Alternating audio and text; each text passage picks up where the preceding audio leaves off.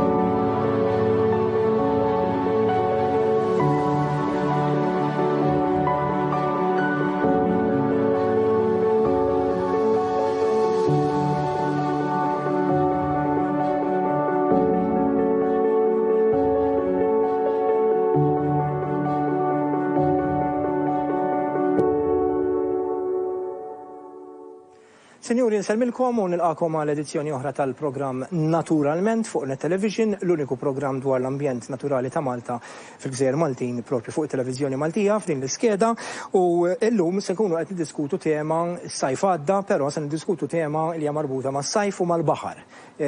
Il-baħar jibqemm ovvjament, imma l-iktar li naraw din il-problema jkun matul is-sajf. Għandna diversi għaqdiet f'Malta illi jagħmlu clean-ups biex iżommu il-baħar ta' madwarna nadif. U xtaqt permezz ta' din l-ewwel nofsija f'dan il-programm tal-lum noħloq xejn kuxjenza u awareness u anke nirringrazzja l dawn l-għaqdiet li bħal BirdLife Malta huma NGOs illi jaħdmu propju biex iżommu l-ambjent marittimu tagħna nadif. U fit-tieni parti mbagħad se nibqgħu fuq it-tema tal-baħar imma se nitkellmu man-nies tal-Akwarju Nazzjonali ta' Malta, National Aquarium, għaliex apparti li hija azienda kummerċjali, però ħafna forsi ma jafux din hija għaqda wkoll illi taħdem ħafna favur il-konservazzjoni u ħanaraw diversi proġetti interessanti illi iwettqu. Però l-ewwel nofsija miegħi fl-istudju nilqa' żewġ mistiedna illi ġejjin minn żewġ nista' ngħidilhom għaqdiet illi jaħdmu favur it-tindif tal-ambjent tal-baħar. Nilqa' lil Andrew Xkembri mill-NGO Zibel u nilqa' wkoll il-Margalja Paċ illi probabbilment għadkom kif segwejtuh fil-programm ta' qabel dan jitkellem dwar tema relatata. Mark ukoll f'dawn l-aħħar xhur u snin, partikolarment dan is-sajf, ħadem ħafna wkoll biex inaddaf il-baħar fuq inizjattiva personali tiegħu, però issa qed jiġbor numru ta' nies f'tim illi qiegħed kull ma jmur jikber.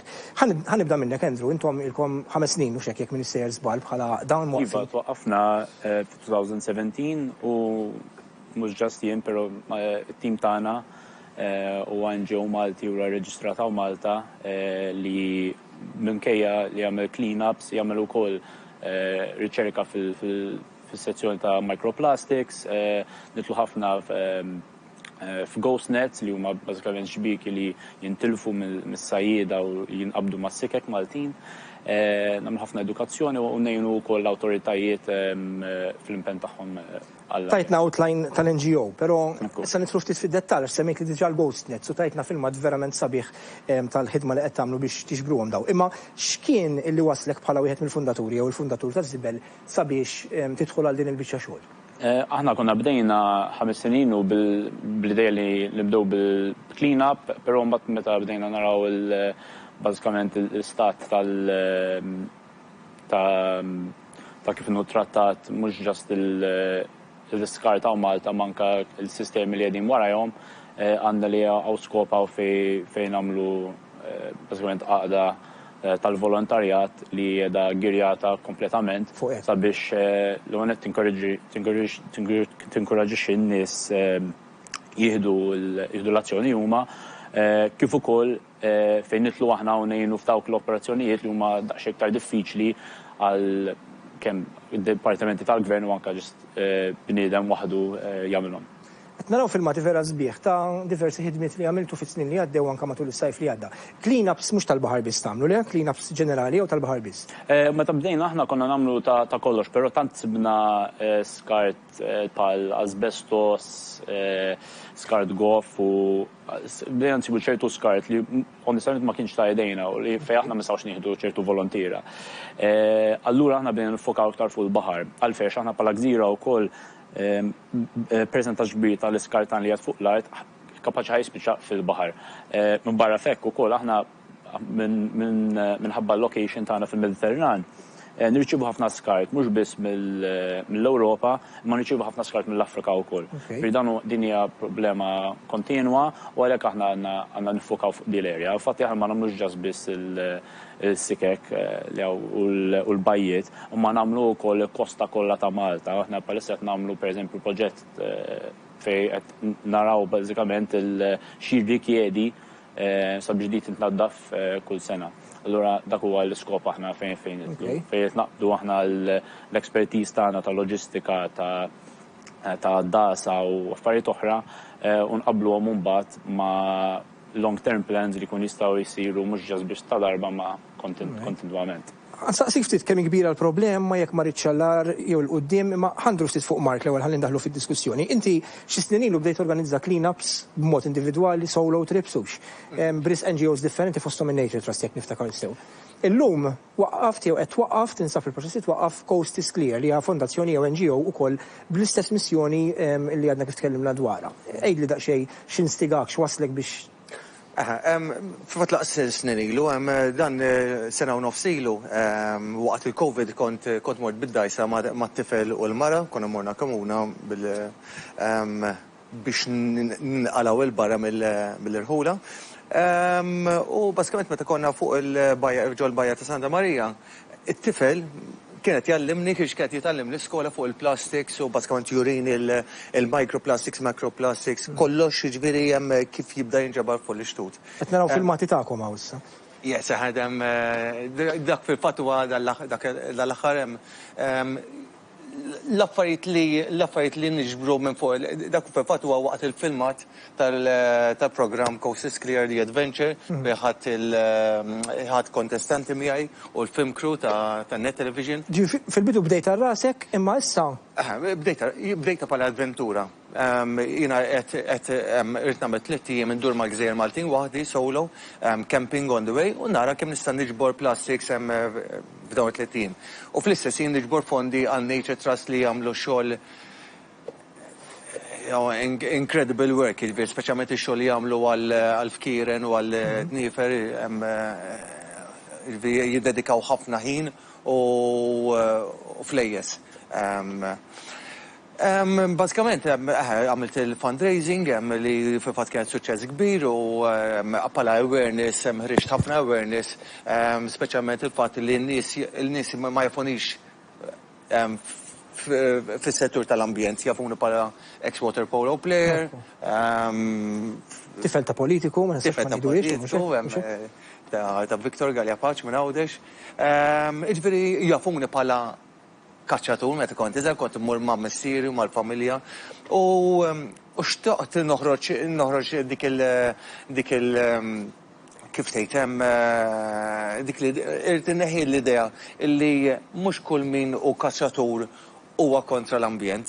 Anzi, pjuttost meta nara missieri, il-familja, in-nies li kienu fil-viċinanzi tagħna, kien hemm imħabba kbira lejn l-ambjent. L-istess kif jiena bdejt l-imħabba l-ambjent u għan-natura, meta missieri beda joħroġni barra fil-kampanja u jispjegali fuq natura kif għandek tirrispetta n-natura għal volja tmur għall-kaċċa jew biex tistat. Hemm l-elementi kraħ tal-kaċċa u qed niddiskutuh f'dal-programm ovvjament u hemm l-appelli għaddejjin u inti kont involut magħna wkoll biex ġbar ta' safar feruti. Minn dejjem, eżatt, ġifieri ġieli ġbart u ġejt ħlista sfur fuq waħda mir-riservi. Sa l-oħra fil-fatt hemm kamuna dis-sajt.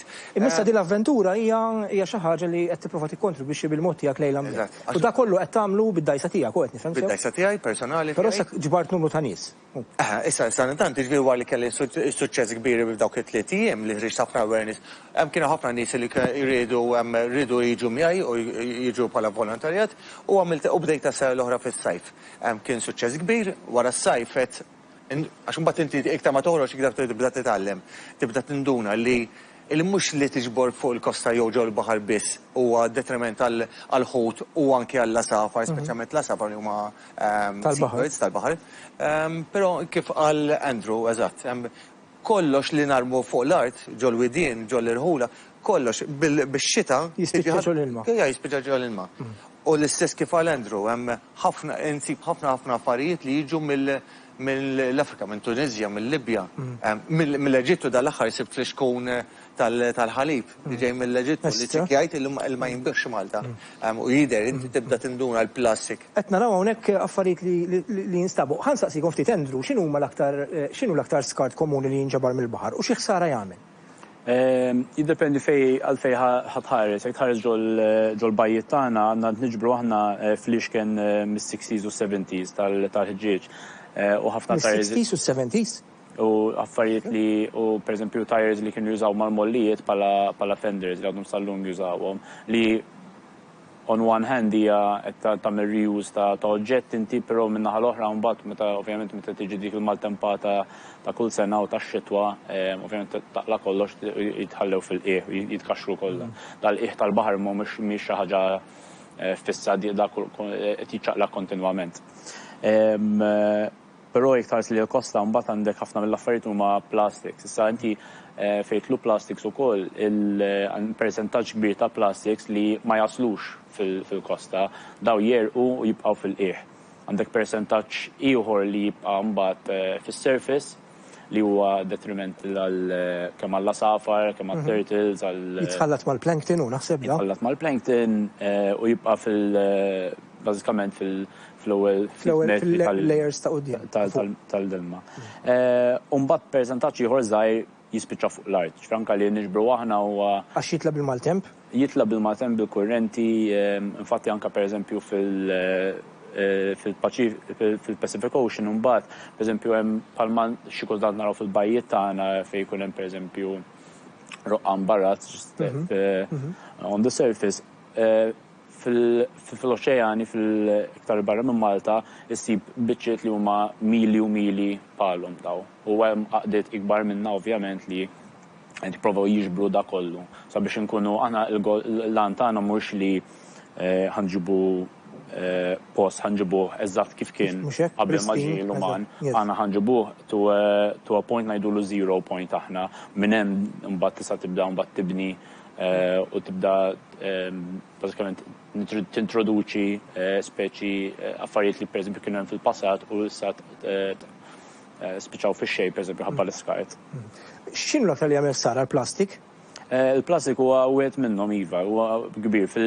Fil-baħar il-plastik huwa u jesu kalamita għal toxins oħrajn ukoll għalhekk aħna meta pereżempju biex għandna l-plastik kollu li ġbarna dawn l-aħħar 5 snin żammejna kollox għadu għandna u da jiġi jinbagħat barra u jiġi riċiklat għal proċess għalih. Xi ma tistax inti l-plastik li tiġbor mid-dar ma tistax tħalltu inti mill-plastik tiġbor mill-baħar. Ġifieri jekk pereżempju dawk in-nies li qed jagħmlu clean-ups u qed jitfgħu l-affarijiet tal-plastik li jiġbru mill-baħar jitfgħu mal-recycling tad-dar qegħdin jagħmlu ħsara l-recycling system tad-dar. Fejn dawk ma jiġux riċiklati, dak jispiċċa jmur landfill. Aħna infatti fuqha di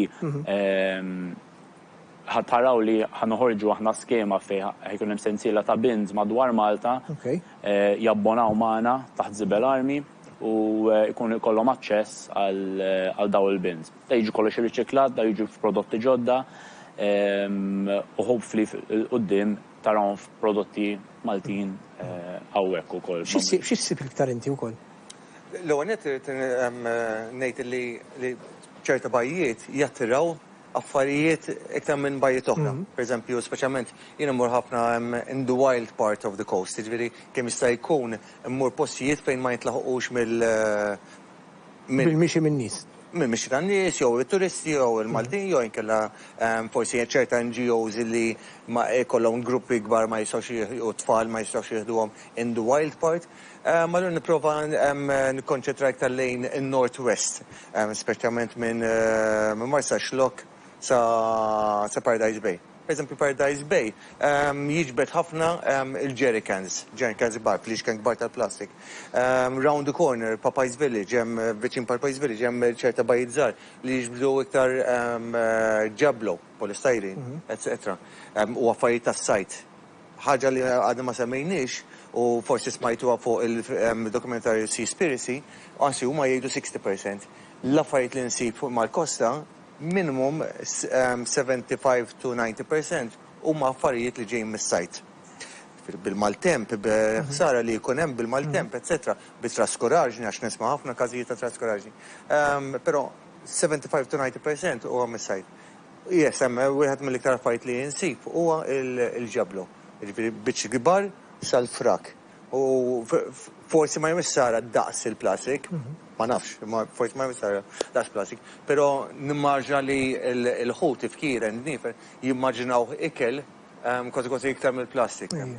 Il-ġeblu hija forma ta' plastik, allura sar hija l-istess. Hija qar anzi għax il-ġeblu jittik u jiġbaħ wis l-ikel tal-ħut bażikament. Allura jittik mhux biss mill-annimali tal-baħar, jittiklu kemm mill-asafar, annimali fuq l-art li xi kultant jikluħu wkoll. Dawn huma kollha l-istess ħaġa. U importanti li n-nies jindunaw li l-plastik huwa materjal sabiħ u utili ħafna. Problemi hija kif nużaw. Jekk trid tikkrea xi ħaġa li trid tibqa' di iżomma għal 100 sena, il-plastik huwa oġġett tajjeb biex tagħmilha. Huwa durable, tista' tbellalu kemm trid imma ħajibqa'. Huwa ħażin meta inti tużaha l-affarijiet ta' kuljum. Ħaġa li ħadd tuża darba u tarmi. L-affarijiet bħal dawn inti kull darba li ħadd tirċiklah il-plastik daħa jinżel fil-kwalità tiegħu. Allura int ħadd tilħaq dik il-100% ta' kwalità tal-plastik li jkollok. U l-plastik tinsiex huwa magħmul miż-żejt. Aħna bħala umanità jekk nimxu l-qudiem u nduru lej affarijiet iktar renewable u iktar eco-friendly, il-plastik ħajinbidel u daw l-affarijiet li huma pal-żejt li hemm ġo fih daħa jinqalgħu biż-żmien u ħajtpoġġew affarijiet oħra minn floku li huma aktar sostenibbli, xi ħaġa li mhux ħaterri l-ambjent biex tagħmilha. Dawn huma minn fejn ħajġu il-bioplastics u ħadd taraw verżjonijiet oħra ta' plastik ħajkomplu jikbru ma' żmien. Mill-esperjenza tagħkom, ġifieri ovvjament il-konsum dejjem jiżdied, l-ekonomiji qed jikbru, in-nies il-popolazzjoni qed tiżdied ukoll. Morna l-ar, morna l-qudiem, għax imbagħad minnaħa l-oħra għandek waqafna single-use plastic li f'Malta, ġifieri x'inhi s-sitwazzjoni? L-qudiem sejrin lura qed isibu iktar, isibu inqas? Naraw li f'5 snin aħna rajna li kien hemm bidla sostanzjali kien fil-mentalità tan-nies kif ukoll fejn pereżempju l-awtoritajiet u naturalment l-ammont ta' għaqdiet li bdew case in point fl-aħħar sena u nofs beda mar. Li għalina kif ukoll hemm nila ġus, hemm ħafna nies oħra li bdew l-inizjattivi tagħhom. Awareness hawn. So żgur rajna bidla wkoll fil-kumpaniji. Fil-mentalità tagħhom. Fil-mentalità tagħhom. So nistgħu ngħidlu for sure morna l-qudiem. Ma hija triq twila, inti ma tistax tippretendi li ħansolvu dawn il-problemi kollha millum għal tinsiex ukoll li aħna nitkellmu fuq suġġett li ultimately huwa hemm ħafna iktar problemi fid-dinja bħalissa li huma importanti minn dak li qed ngħidu. Fortunatament għaliex. Għalhekk. Il-ħin itir fadlilna ftit. No, jiena personali kif qal Andrew naqbel li l-awareness sploda ġifieri speċjalment fl-aħħar sentejn hemm żibel li għamlu xogħol kbir hemm tajba ħafna li bdew, ġifieri naħseb l-ewwel NGO li kienet li Fukata fuq hekk speċifikament. Fukata fuq hekk. Huwa tajb ħafna li hemm ħafna iktar NGOs u għadiet żgħar ġifieri village group ġifieri li natfu għaż-żebbuġ biss jew ma jistax long biss. Li huwa tajjeb, ġifieri għax qegħdin in contact magħna. U jessira tinsib kompani li dis-sena rridu li minflok ħajdu il-ħadima tagħhom għal ġurnata xalata jew jixorbu, minflok ħajja. Jew jagħmlu CSR x'imkien jiġu jgħinu lilek. Exactly. Fil-fatt kont sa ngħidlek ara, fadlilna 3 minuti fil-qosor, x'jista' jagħmel jekk dak li jkun jixtieq jgħinek? Xejn, jibat li l-għonet fitex Coast is Clear fuq Instagram jew Facebook. Jistgħu jibatu li inbox, jibatu li number tagħhom, jiena npoġġihom fid-database u malli kolli bżonn grupp. Ħansaqsik l-istess mistoqsija, intom għaqda li kbirtu ma' snin imma qabel biex ma tinsijiex fl-aħħar ftit ħin. Il-proġett ta' riċerka li qed tagħmlu li semmejt li fuq Second Life Products mill-iskart li qed tixbru ma' xi kumpanija Ingliża fuq kajaks. Xi ħaġa żgħira dwaru. Bażikament din hija parti mill-global project tagħna, mill-roadmap tagħna biex ngħinu ħafna mill-gruppi u l-NGOs oħra f'Malta ħankunu qed nieħdu aħna l-loġistika f'idejna tal-dar riċiklaġġ tal-plastik. Da fil-yard tagħna da jissepara kollox ruħu, nisseparaw aħna bil-volontira. Dawn mbagħad jiġi kollox imkisser b'shredder u jiġi esportat barra minn Malta. Għandhom proċess speċifiku għalih, nkunu qed nagħmlu l-istess ħaġa aħna bil-ġbieki li niġbru aħna. Daw il-ghost nets. Il-ghost nets. Għadna kif rajna l-filmat li huma fl-aħħar sentejn ġbarna kważi 60 ghost net minn madwar Malta. Ikunu kbar daw xejn. Ikunu minnhom pereżempju jibdew 40 metru jitellgħu sa 250 metru. U ntremew ġifieri? Mhux intremew, inti ftakar da għal sajjida dija għodda, da siket tissuq il-motur u mbagħad titfgħu wara li tuża. Daw huwa flus li qed tara tas-sajjid. Jinqata bil-maltemp. Inqabad jiċċaqlaq fil-maltemp, il-baħru b'saħħtu ħafna. Qed natfu l-kosta minnu. Eżatt, di dawn jissirħu ghost nets daw għax is-sajjid mhuwiex hemm biex jitella l-xibka. Allura dawn jibqgħu joqtlu. Għalhekk aħna nifokaw ħafna fuqhom dawn. U dawn minn dawn huma wkoll magħmulin mill-plastik. Mhumiex materjal. Fil-net huma kull biċċa minnha n-net hija magħmula mill-plastik. Kif huma pereżempju wkoll il-ropes tad-dajes, pereżempju tal-kbar. Da bażikament barra m'għandhom proċess speċifiku, jqaxru kollox, jnadfu kollox u jiġu f'prodotti ġodda. Aħna nkunu qed nimxu dejjem to a circular economy. Ma jemilx sens li aħna kull ħaġa nagħmlu bħal NGO we make sure li l-end result tagħha hija no to landfill. Ma jemilx sens li aħna l-xogħol kollu li qed nagħmlu qed nitfgħu kollox li nsibu ġol landfill għax naqbdu kollox minn ġol baħr u nitfgħu fuq l-art. 30 sekonda, x'irid jagħmel dak li jkun jekk jixtieq jgħin lill-żibel jew jingħaqad. Aħna kull xahar għandna klina miftuħa l-pubbliku, l-addasa jista' jiġu jgħodsu b'xejn magħna, jista' jiġu jgħinu fuq l-art, fuq id-dajsa kif iridu, jista' jsegwu fuq Instagram u Facebook, kemm fuq il-website ukoll u hemm il-mailing list.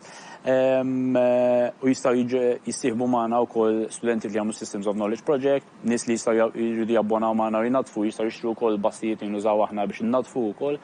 U dal-waqt jkun jistgħu jabbonaw ma' Zibel Army wkoll nkun nistgħu iktar eżatt nkun intuhom iktar riżorsi sabiex ikun jistgħu hemm dax-xogħol. Interessanti ħafna. Grazzi Andrew, kien pjaċiri li kont miegħi hawn fl-istudio, l-istess lilek Mark u awguri għall-programm li sta diġà beda, numru ta' episodi diġà ħarġu. Grazzi tax-xogħol li tagħmlu u grazzi tal-li l-għajtu l-istedina li tkunu miegħi hawnhekk fl-istudio illum f'din l-edizzjoni tal-programm Naturalment. Aħna ħammorru għal ftit reklami, kif niġu lura mir-reklami se mmorru mill-ewwel għal feature dwar il-ħidma ta' konservazzjoni illi ssir mill-Akwarju Nazzjonali ta' Malta u ħadd iskopru affarijiet li forsi ma tafuhomx dwar il-Malta National Aquarium. Wara l-feature fl-istudio miegħi ikolli żewġ persuni, il-manager u l-persuna li tieħu ħsieb l-edukazzjoni, il-ħidma edukattiva tal-Malta National Aquarium. Bqgħu magħna.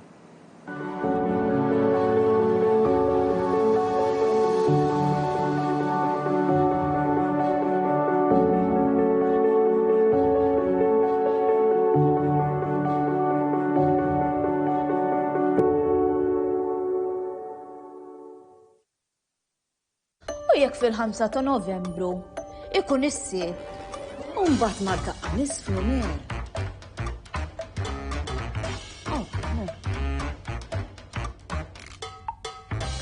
Mad-daqqa nisfnu. Għax ngħiduha kif inhi. Meta jgħidulek li għandek il-Parkinson's, hija daqqa. U jisfnu għaliex l-Step Up for Parkinson's jorganizzaw dan is-sfin, dan iċ-ċaqliq, dan il-moviment li tajċ kemm jgħin lin-nies bil-Parkinson's. U issa, jekk jiġbru l-fondi, qed jaħsbu biex jiftħu ċentru għan-nies bil-Parkinson's.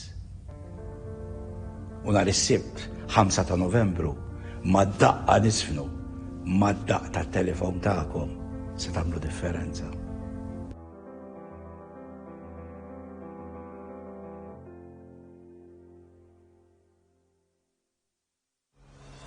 Attività politika indirizzata mill-kap tal-Partit Nazzjonalista Bernard Grek. Il-ħadd li ġej 30 Ottubru fil-11 ta' filgħodu fil-każin tal-partit fiż-Żurrieq.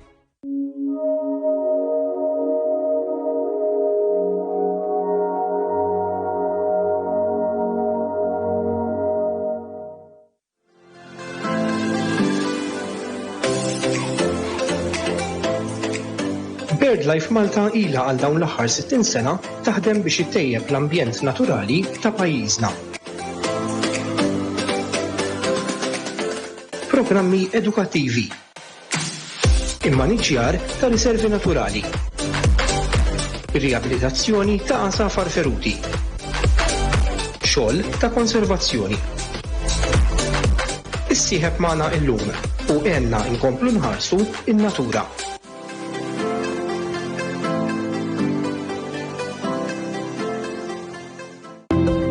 Seifert Systems is a German family-owned company with a global presence in the Maltese heart. With dozens of production processes already in-house, Seifert is investing like never before.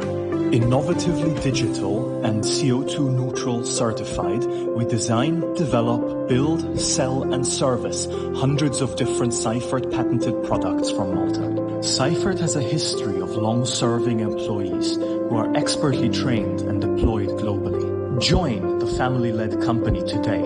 Join Seifert Systems.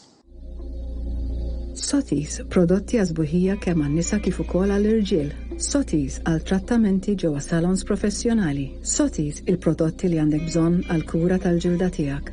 Sotis. Eżis Maltinawċi, jiena xef Rejfa Wizza. Smajtu bil-kumpanija Joy Foods? Joy Foods hija kumpanija online li għandha l-aqwa żejt ta' żebbuġa, l-aqwa aċito balsami kollha tista' jkollok u xitaj li għall-imbit, l-aqwa mbit li tista' jkollok fuq il-mejda.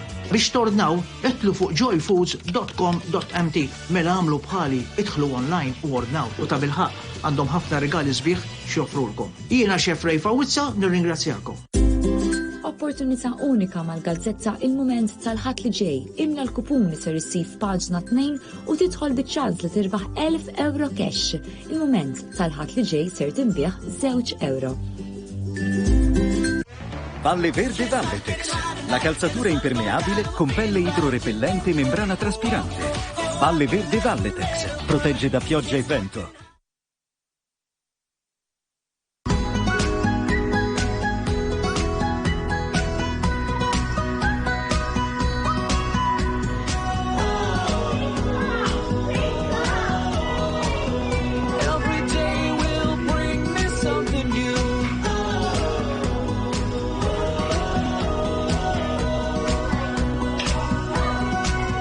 Sylvia Bazaar, mattresses and more.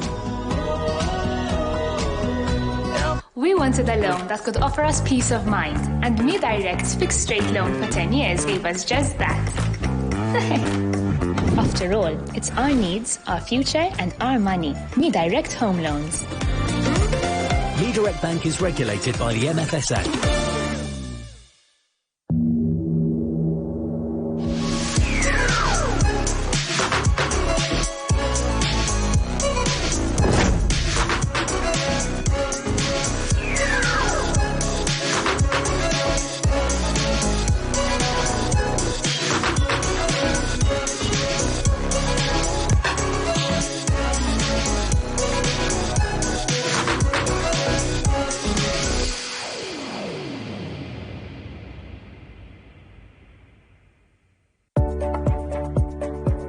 Taħriġ dwar kif tejji għall-impjeg ġdid mill-ħamis 12 ta' Jannar 2023 mill-5:30 sa' 7:30 ta' filgħaxija. Il-kors organizzat mill-Fondazzjoni Azad fejn il-parteċipanti jingħataw l-għajnuna ta' kif għandhom iħejju għall-intervista dwar impjeg ġdid billi jkunu konfidenti u ċari bl-iskop li jkunu l-aħjar kandidati tul il-proċess tal-għażla. ċempel 21-22-0660 jew 947 inkella ibat email lil rodrik.aġus@azat.org.mt. Iċċelebra l-festi tal-miliet u l-ewwel tas-sena ġewwa l-Cortile Restaurant. Atmosfera mill-isbaħ u wikel tal-ogħla kwalità. Irriserva l-mejda tiegħek. Għal dawn il-festi qegħdin noffru bufett speċjali. Titilfux din l-opportunità u tingħaqdu magħna għal dawn il-festi ta' sbieħ. Parking bxejna l kulħadd. Għal aktar tarif jew biex tirriserva ċemper issa 21490-534 jew 9949-8903 jew żuru s-sit elettroniku ilcortile.com.mt. Il-Cortile għal dawk il-momenti sbieħ. U jekk fil-5 ta' Novembru ikun is-sieb u mbagħad ma daqqa nisfnu mer.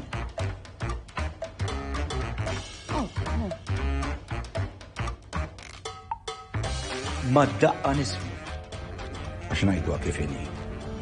Meta jgħidulek li għandek il-Parkinson's, hija daqqa.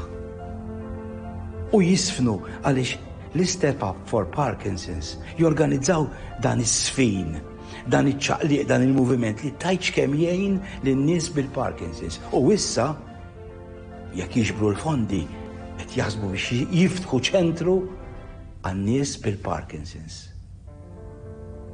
U nhar is-Sibt 5 ta' Novembru ma daqqa nisfnu, ma daqqa tat-telefon tagħkom se tagħmlu differenza.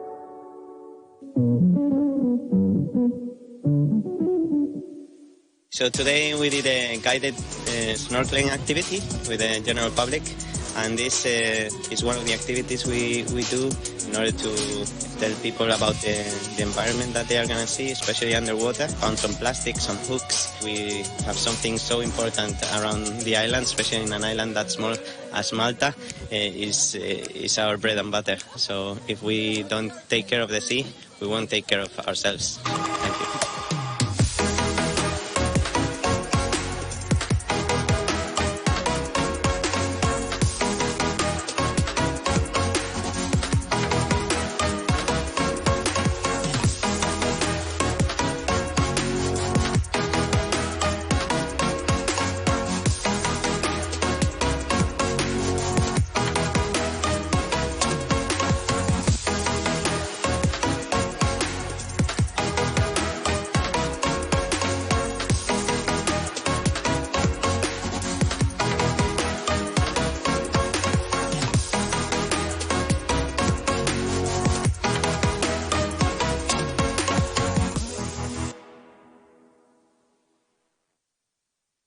Nilqakom lura t-tieni parti ta' Naturalment ta' din il-ġimgħa iddiskutejna il-baħar, is-sbuħija tiegħu imma sfortunatament anka dak kollu li jispiċċa fil-baħar u l-cleanups li qed isiru minn diversi għaqdiet u NGOs f'pajjiżna fl-ewwel parti tal-programm. Issa se nkomplu nitkellmu dwar il-baħar u l-ambjent marittimu, però minn aspett differenti. Għaliex fl-istudju nilqa' żewġ persuni mill-National Aquarium of Malta, l-Akwarju Nazzjonali ta' Malta, u se jkolli naqleb bl-Ingliż għaliex ovvjament huma barranin u magħhom f'din in-nofsija li ġejja se nitkellmu dwar il-ħidma ta' konservazzjoni u brisq l-ambjent illi ssir mill-Akwarju Nazzjonali. I welcome you to our program. Daniel De Castro is the National Aquarium Manager and Curator, and I welcome also Thais Amarau, who is in charge of education, the Education Coordinator, Education Officer of the Malta National Aquarium. I don't know if you understand anything in Maltese from my introduction. I was explaining that the National Aquarium, although it is an establishment in Aura, open for the public and to families, but you are involved in a lot of environmental work, environmental activism, conservation work, and projects through which you contribute to Malta's environment. No? Daniel, maybe you can start and explain a bit the objectives of the aquarium in terms of respecting Malta's environment and promoting. Well, being one of the most important institutions towards education here in Malta, we want to promote everything that is to do with conservation, but in an educational way, so that the children can really understand what this is about, how we can actually help as individuals to the environment, not just as a whole institution. They want to know what they can do in their house, in their family, doing regular work to the environment. As a curator myself, it wouldn't have any understanding, any meaning to do my work if it's not because of what we can do to educate the public about this work. I mean, it wouldn't make sense to have an aquarium in the first place if it's not because of some conservation work, something we can give back to the environment ourselves. The director is already showing us footage which you gave us, splendid and beautiful footage of one of the main, I think, conservation projects you are involved in as the person in charge of education, but also related to what we're seeing here. Can you explain a bit what this footage is all about? Yes, so basically this is a collaboration we have with the NGO Shark Lab. Yes. Where we go to the fish markets where the fishermen, they have caught sharks, the mazzola, among other names, among the public. And different types of sharks, they have different ways of reproducing. And one of them is that they can lay eggs.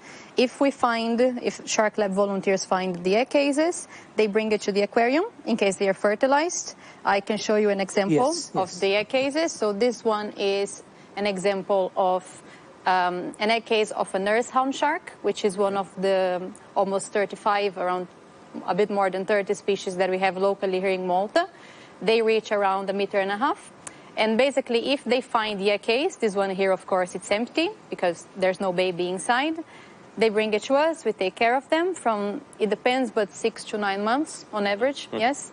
And then after this, it's when we release the sharks. So wait a bit. So this would be an abandoned egg, no?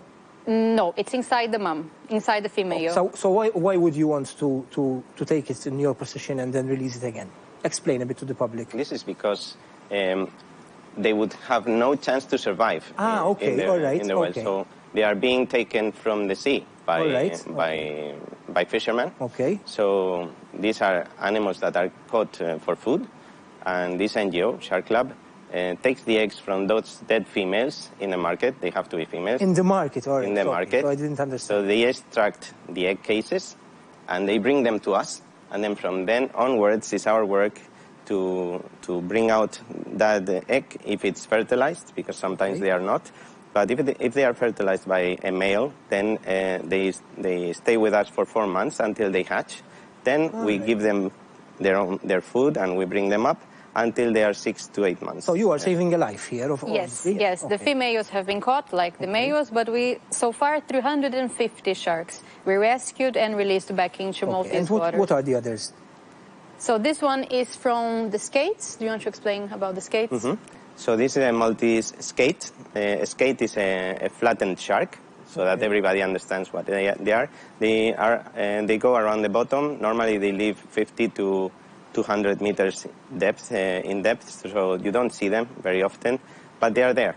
They are part of our regular environment, and these are the eggs of these skates, these female skates. So it's another species of shark, no? It is. It's a different species. A skate is like a ray, but they lay eggs. Okay. Rays don't lay eggs. The skates do. So these are rescued also from dead females in the market, and this is a third species that we are now taking care of in the same way to try and repopulate Malta's shores with this species as well. And the other one is, I can see it's bigger, obviously. So. Yes, this one is a bit different though, because this is from the zebra sharks that we have at the aquarium. So the zebra sharks, they are not a species that happens locally in Malta. They come from the Indo-Pacific area. And this is from our female, because she has been laying eggs. Yeah. Mm-hmm. All right. So these zebra sharks have been with us for the last 7 years. We brought them up as babies. We had one male and one female. We did not, many things can happen in those 7 years, but especially they managed to do very well. They are happy. They are reproducing now, and they are starting to lay eggs starting this year. So we are very happy about the status of this particular species. Plus, they are part of a conservation program that happens at a European level within other institutions, both zoos and aquariums. Right. So these sharks, I'm completely ignorant in the subject, obviously, but when we get a notice in the news, wow, a shark was sighted somewhere, which is maybe dangerous or not dangerous at all, but we make a big ado about it. Yes. These sharks are not sharks which you would see around our coast. They are far out and very deep. Yes, it's very unlikely you get the chance to see a shark in Malta, unfortunately. But you mentioned Maltese sharks, that's why I'm asking. Yes, they are sharks that inhabit Maltese waters, yes, but usually they are from 40, even 400 meters deep. The small spotted cat sharks and the nurse hounds, for example, which are the species that we are dealing with for the rescue and the release program. It's very unlikely, unfortunately, and usually when people think about sharks, they have this idea in their mind that they are huge and they are frightening and they are dangerous. But they are, notwithstanding everything, they are still caught by fishermen and taken to the market to sell. Yes. And is it something common you see in Malta? Not only in Malta, but in the whole world, in fact. Sharks, they are being caught by the fishermen, be it as consumption, so the meat itself is consumed here in Malta, especially the mazzola, for example. Species like the blue shark is another one, like the dogfish, we call it. But also as a bycatch. So bycatch. Bycatch, okay. Yes. Let's not go into bycatch for now, because we have some advertising to go out. We'll come back, remember, and we'll talk about bycatch, because it's something we discussed already in previous programs, and it's very interesting. Riklami.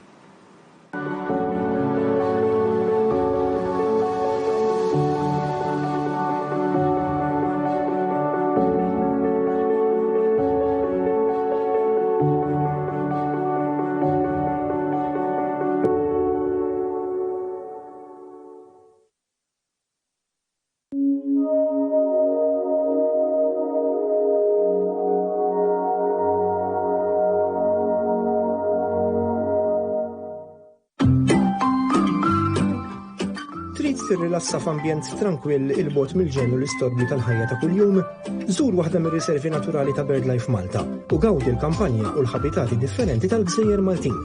F'dawn is-siti uniċi tista' titgħallem aktar dwar l-ekosistema, l-ispeċi lokali tal-flora u l-fawna u fuq kollox tqatta' ftit ħin għall-natura. Ir-riserva naturali tal-Għadira fil-Mellieħa toffri spazji miftuħa u medda ta' bur tal-Mastru. Is-Simar biswit il-Bajja tax-Xemxija toffri żona bis-siġar tal-Bruk bil-qasab li joffri kenn għal diversi għasafar. Ir-riserva tas-Salina fil-limit tal-Qawra iżżewwaq l-istorja mal-ambjent naturali. Il-Foresta 2000 taħt it-Torri l-Aħmar toffri mixjiet mill-isbaħ f'bosk li jestendi kważi minn kosta sa kosta b'veduti pittoreski. Miftuħin fi ġranet u ħinijiet differenti matul il-ġimgħa kif ukoll nhar ta' Sibt u Ħadd, idħul għal riservi ta' BirdLife Malta huwa dejjem b'xejn.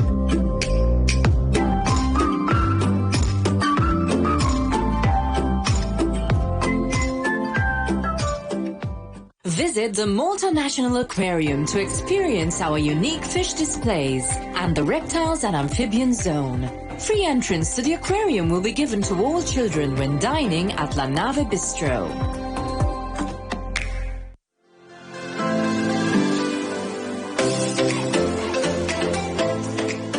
BirdLife Malta ilha għal dawn l-aħħar 60 sena taħdem biex ittejjeb l-ambjent naturali ta' pajjiżna. Programmi edukattivi, immaniġġjar ta' riservi naturali, riabilitazzjoni ta' għasafar feruti, xogħol ta' konservazzjoni. Issieħeb magħna llum u għenna nkomplu nħarsu in-natura.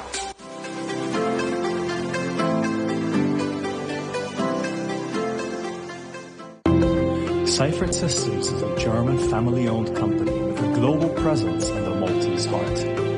With dozens of production processes already in-house, Seifert is investing like never before. Innovatively digital and CO2 neutral certified, we design, develop, build, sell and service hundreds of different Seifert patented products from Malta. Seifert has a history of long-serving employees who are expertly trained and deployed globally. Join the family-led company today. Join Seifert Systems. Sotis, prodotti għazbuħija kemm għan-nisa kif ukoll għall-irġiel. Sotis għal trattamenti ġewwa salons professjonali. Sotis il-prodotti li għandek bżonn għal kura tal-ġilda tiegħek. Sotis. Ottubru jfakkarni fil-mama tiegħi li kienet mardet bil-marda tal-kanċer tas-sider. Iżda bl-azzjoni immedjata li ħadet stajna ngawduha għal ħafna snin. Tajjeb niftakru li hemm ħafna stjer ta' suċċess. Il-kura u l-mediċina għamlu avvanzi kbar. Ma ninsewx insemmu l-importanza ta' self-examination fejn aħna rċekkjaw sidirna stess. Jekk ikun hemm xi dubji jew ninnutaw li jkun hemm xi ħaġa mhux tas-soltu, importanti ħafna li nieħdu parir mediku.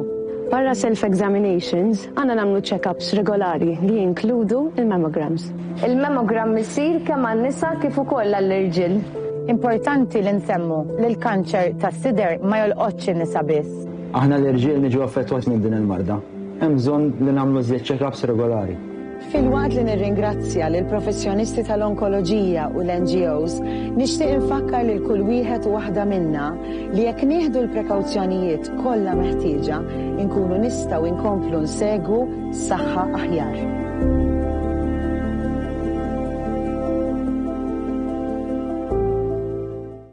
Aktar minn 1300 pazjent u l-familji tagħhom jiddependu minn Hospice Malta l-kura paljattiva kull sena. U aħna niddependu minnek biex tgħinna nagħmlu dan. Din is-sena għati s-sosten tiegħek lis-Sunflower Campaign billi tagħmel donazzjoni online fuq hospicemalta.org jew billi tibgħat lura self-addressed envelope li se tkun qed tirċievi d-dar. Hospice Malta. Kura, kompassjoni, dinjità.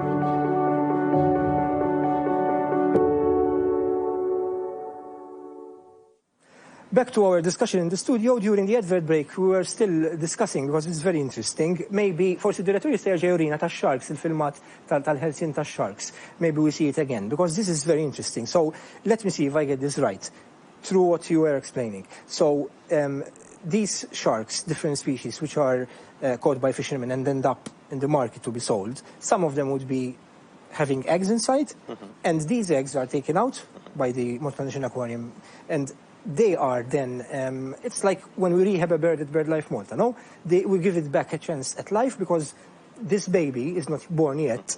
It's reared, basically, at the aquarium, and then you release it. And this is the footage we're seeing of the release of these, no? Yes. Is that right? Yes. Yes, that's right. And we are actually showing the baby embryo inside the egg to the public. So people are actually aware of this. Because you are showing it at the aquarium? Yes, we are showing that inside to the visitors. Okay, so. And this baby shark we're going to see, or we've just seen, is one of these? Exactly. Those are being released. They were born in the aquarium, and they were raised in the aquarium, and now we are releasing them in the wild. Recently, I think for World Environment Day, I'm not sure, there was an event where there was the release of these. Yes. It got postponed because of the wind. And yes, that's the one when we reached the mark of 350 baby sharks who were rescued and released. Since the opening of the aquarium in Malta? Since the last... 350? 350. Wow. 2 different species, and now we have a 3rd species, which is those skates that we will hopefully release as well. And when you do this, it serves also to engage with the public, because you invite the public for these. We invite families, we invite everyone, divers, schools. And who does the releases? So we do it ourselves, and we are all divers, but together with Shark Club and also one of the local dive shops called Malta. Good. Very interesting. Okay, so since we're talking about this conservation project, and you mentioned the engagement with the public also and the activities you do. The aquarium, like us, after all, also at BirdLife Malta, and we sometimes collaborate, and we'll talk about that later on, you do a lot of events for the public. Yes. Always geared to continue increasing the awareness of the people to protect the environment. Yes. Can you tell us a bit about these events? Yes. What happens? Our events, they can be something that goes to the side of something more fun, like Halloween or Easter or Christmas, but everything always has an educational background. Even if it's a fun moment, the children are going to be learning about the environment. Then we also have activities like the school visits. We have an average of 100 children visiting us, both in winter and summer schools. They see the animals, they look at the fish. Many times it's the first time they have the chance to see a certain animal in front of them, which is already sensitizing per se. They have activities which are tailored to the school curriculum as well. So if they are learning in a certain year about habitats, then we also explain about coral reefs, the deep sea, open waters, seagrass meadows, and how can they be threatened, how can you relate to it.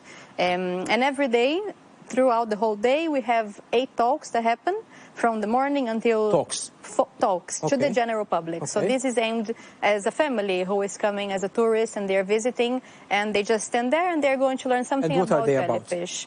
It depends. There is talks about the Mediterranean fish, there's talks about jellyfish, about sharks, about the reptiles and amphibians, about keeping fish as a pet at home and the awareness that has to be involved with it. So educational talks, as Daniel was saying before, the goal of having an aquarium, of having the animals there with us, is to promote, to do conservation through education. So we are aiming at the children, but also the visitors. It doesn't matter where people are coming from, they get the chance to see the animals and to hear also about what's happening to them. Għanna xi filmati l-attivitajiet li qegħdin taraw propri bħalissa. These are this is some footage you provided to us, kindly provided to us, showing some of the events, but this is not a particular event. This is your assistance to Neil Ajus, no? When he did supporting him. Your support, not your assistance. To Neil Ajus when he did the campaign. And these are some of the activities. Yes, this is COVID lockdown.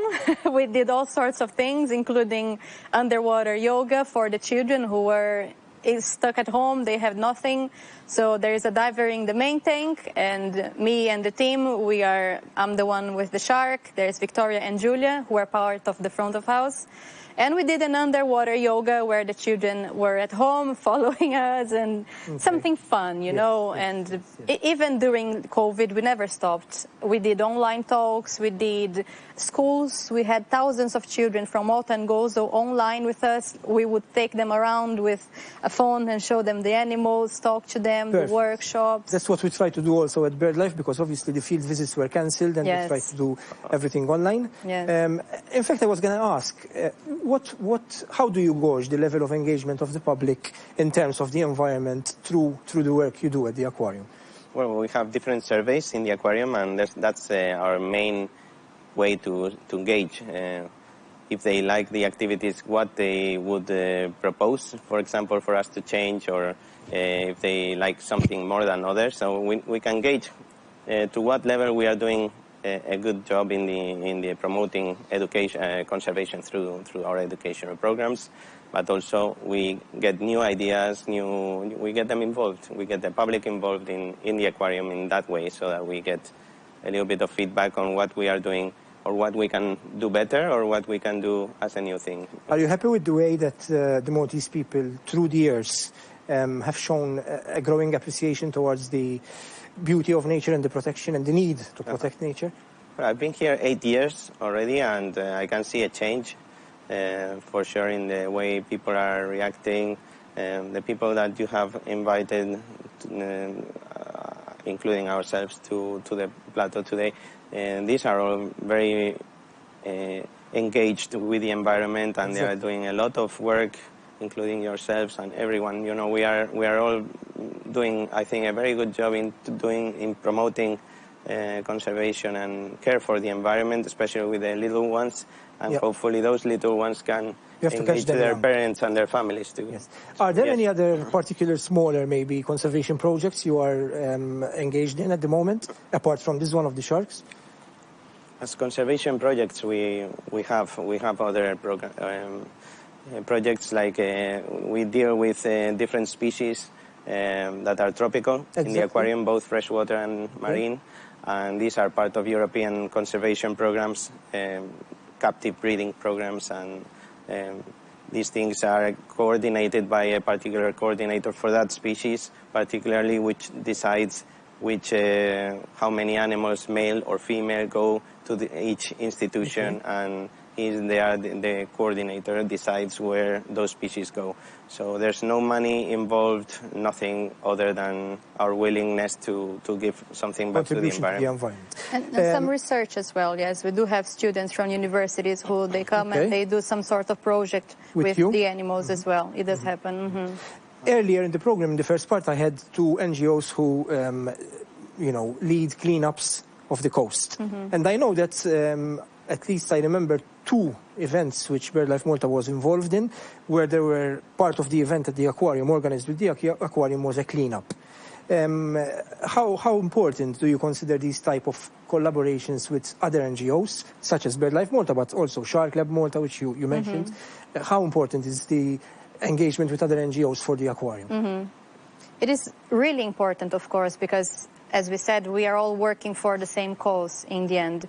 And involving the children. With the cleanups, there's something very symbolic to it, in my view. It's not necessarily the amount of trash we are collecting. It's the fact that the children, they are there and they get to see what can happen, and they can find microplastics, they can find something, that they don't necessarily expect. And living in an island, we might be foreigners, but we all live on the same island.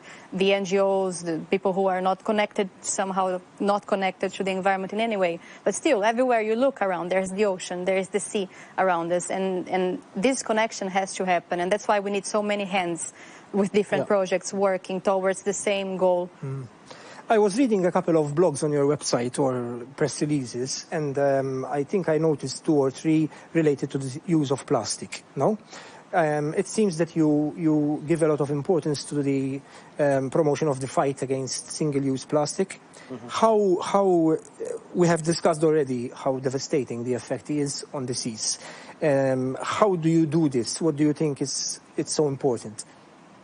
Well, we have done an exhibit about these cleanups that we do. As you said before, it's very important to collaborate together. 8 years ago, we were not few people or organizations here doing this, and now we are growing exponentially. So this, you can see the difference, and everybody can, in our cleanliness in the environment, but that doesn't mean it's clean. Of course not. So the fact that we are making people aware of this trash in the environment is by doing an exhibit, seeing an exhibit on how these things look in the beach. People could realize how years things take to degrade in the environment, what different types of single-use plastic are people discarding every time, or microplastics. What do they look like, and how small they are, how to look for them as well. So this is something we can show as an exhibit, and also doing educational activities with the kids. Do you find cooperation from on a government level, and also from other, not NGOs, but different companies who would like to work with the aquarium on different campaigns, such as always related to the environment? About the cooperation with the government, for sure. We see a willingness to help. We are always in contact with different councils in order to do the cleanups, and they are helping us with some of the equipment.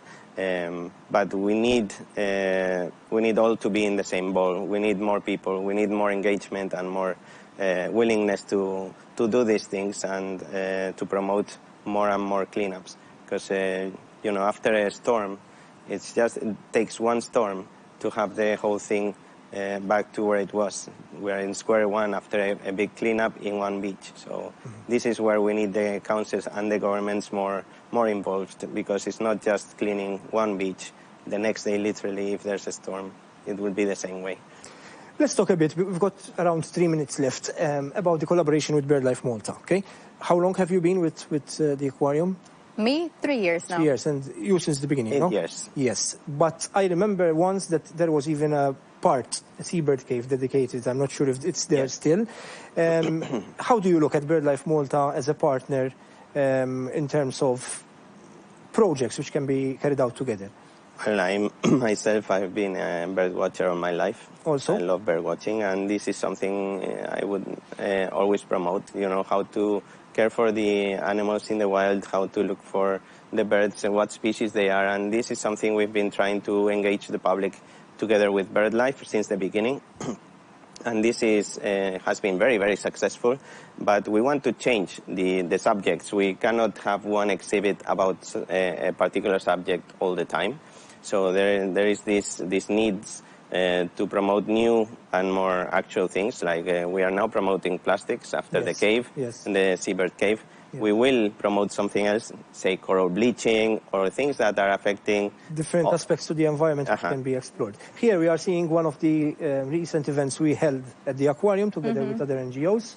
Can't remember which event it was, but it was focused on seabirds also. And we are also contributing, I suppose, with trying to increase awareness in children with field visits at our nature reserve. So we are working on the same lines. I will let you, in the last few minutes of the program, give out a message of hope to Malta's youth, to Malta's families. What is the way forward? You can start. Well, as you say, it's very important to team up. It's very important to work as a team. We are all institutions working in the same direction, and these are part of our projects that don't involve money. They involve willingness to help the environment and to willingness to educate people, and the more people we educate, the better. So we have to work as a team, and the more work we do together, the better for the environment. Thais? I would say something more also on a personal level to the children. So sometimes I have the impression that the children, the new generations, they already know about many issues. A 5-year-old, they tell you about microplastics and disposable and this and that, and they know it. But there is a certain level of eco-anxiety, it's called, where they feel a bit stuck. And I always say that we should feel like we are not a little drop in the ocean, but an actual ocean in a drop. So we actually have the power. Even if it's something small, even if it's a small island, it still makes a difference, you see. And to me, there's no other option rather than fighting for a change. And this is something that me, as an educator myself, I try to, more than knowledge and scientific things, is about the feeling of them connecting to nature, connecting to the sea that is, in the end, everywhere around us, as we said. Yeah. Thank you, Thais. Thank you, Daniel. I will switch to Maltese again to conclude. Grazzi li kontu manna l-lum ukoll. Infakkarkom li l-istaġun tal-kaċċa għadu miftuħ. Jekk isibu safar Feruti tistgħu tikkuntattjawna. Ħanaraw in-numru tat-telefon tal-emerġenza illi wieħed jista' jikkuntattja l-BirdLife Malta fuq qed taraw proprju hemmhekk għal queries marbutin ma' kollox li għandu x'jaqsam ma' BirdLife Malta info@birdlifemalta.org jew inkella jidħlu fuq il-website www.birdlifemalta.org u hemmhekk issibu ħafna materjal u ħafna informazzjoni marbutin marbut ma' dak kollu illi qed niddiskutu f'dan il-programm. Jiena se nieqaf hawnhekk nirringrazzja l-direzzjoni ta' Manuel Caruana, il-crew li kelli hawnhekk miegħi fl-istudio, lil Peach and Sorry għall-makeup flimkien ma' Chanel Marie, the makeup artist, products by Sotis, u il-daw kollha illi qed jgħinu sabiex dan il-programm ikun jista' jwaslilkom. Id-direzzjoni ta' Manuel Caruana kif għattilkom, grazzi wkoll il-Gain Malija tal-editing tal-features, aħna nagħmlu appuntament għal magħkom għal bħalhom ġimgħa fl-istess ħin għal edizzjoni oħra tal-programm Naturalment fuq NET-Television nhar il-ħamis li ġej fid-9:05 ta' filgħaxija. Il-lejli tajjeb.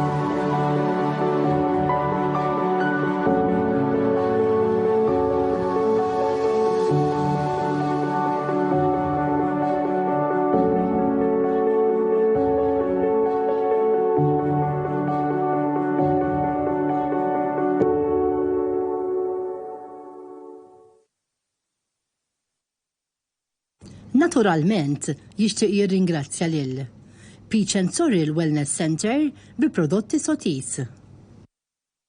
Makeup by Chanel Marie bi prodotti Sotis. Erġa' segwi dan il-programm fuq Net on Demand. Kieku ħaġa bħal di għamela lili il-lejla xeba, pipi u sodda. Xinu?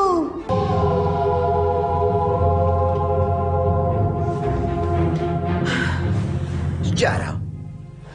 Herġajt. Int bis-serjetà? Otlek għamel il-plastik.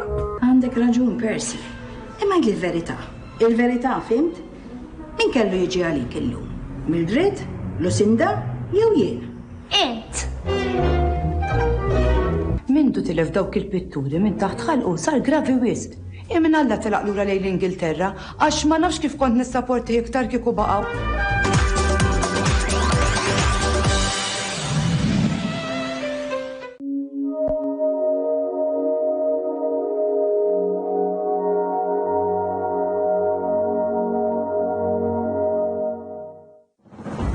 Il-budget 2023 u ferm il-bot milli jagħti soluzzjonijiet għal problemi li qed niffaċċjaw il-koll.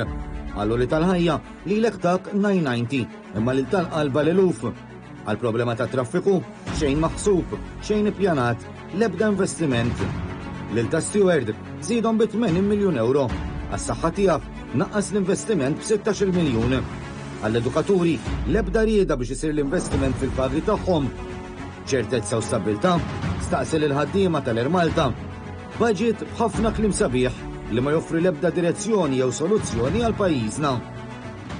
Budget 2023. Żieda lil pensjonanti kollha. Żieda fi-Children's Allowance. Prezzijiet tal-enerġija stabbli.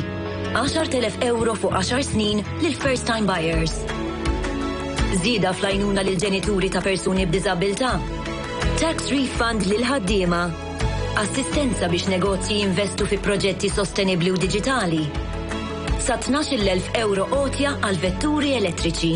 Sa 300 euro tax rebate għal attivitajiet ekstrakurrikulari. Laptop lill-istudenti ta' 7 sena. Biex tinforma ruħek u għal iktar miżuri, zur budget.gov.mt. Malta, ċertezza u stabilta. Il-budget 2023 u ferm il-bot milli jagħti soluzzjonijiet għal problemi li qed niffaċċjaw il-koll. Għallu li tal-ħajja li l-ektak 990, imma li tal-qalba l-eluf. Għal-problema ta' traffiku, xejn maħsub, xejn ippjanat, l-ebda investiment. Lil ta' steward, zidhom bi 80 miljun euro. Għas-saħħa tiegħek naqqas l-investiment b'16 miljun.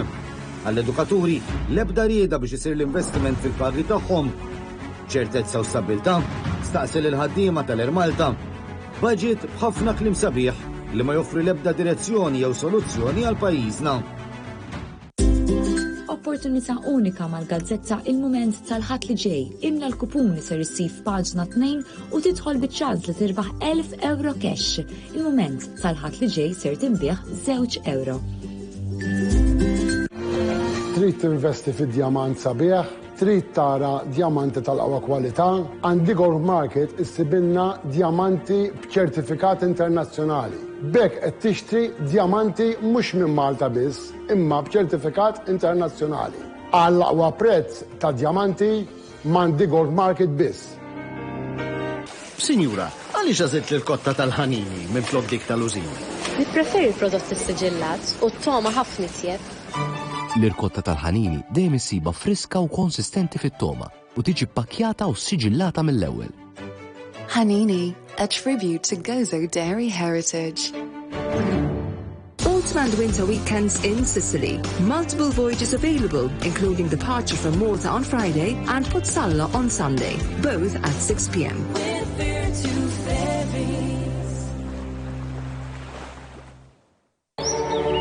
الشمس صيفية مالتية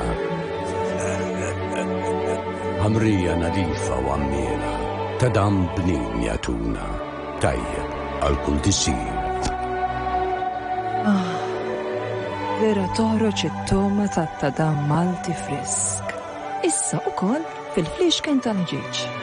L-Ewropa għaddejja minn sfidi kbar fis-settur tal-enerġija. ħafna pajjiżi il-pis qed jintefa' Fuq il-familji. ċertu pajjiżi hemm ir-riskju li jispiċċaw Finijiet bla dawl. Pajjiżna qed jaħdem. sabiex bħala pajjiż. Ikonna moħħna mistrieħ. Iżda aħna rridu nagħtu semna wkoll. Int X'tista' tagħmel? Sempliċi. taħlix. Flimkien nużaw l-enerġija mod responsabbli. Il-ħela. Mi tajba għal ħadd li naqsu